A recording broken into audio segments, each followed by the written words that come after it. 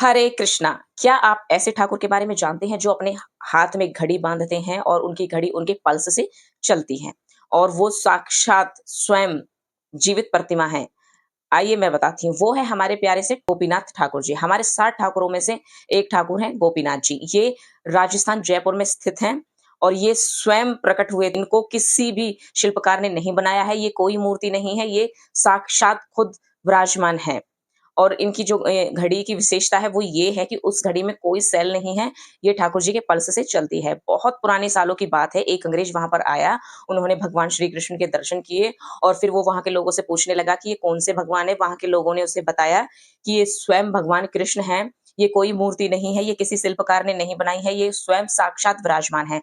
अंग्रेज को इस बात पर बिल्कुल भी यकीन नहीं हुआ, उसने अपनी महँगी सी घड़ी उतार कर उन लोगों को दे दी और कहा कि आप इन ठाकुर जी को इन्हें पहनाई है, ये जो मेरी घड़ी है, ये सेलों से नहीं चलती है, ये पल्स से चलती है। तो वहाँ के जो लोग थे, उन्होंने ठाकुर जी को वो घड़ी पहना दी और वो स्टार्ट हो गई चलनी, वो जो सेकंड के जो सुई थी, वो टक, टक, टक, टक करके चलने लगी। तो ये देखकर अंग्रेज बहुत हैरान हो गया कि ऐसा कैसे हो सकता है?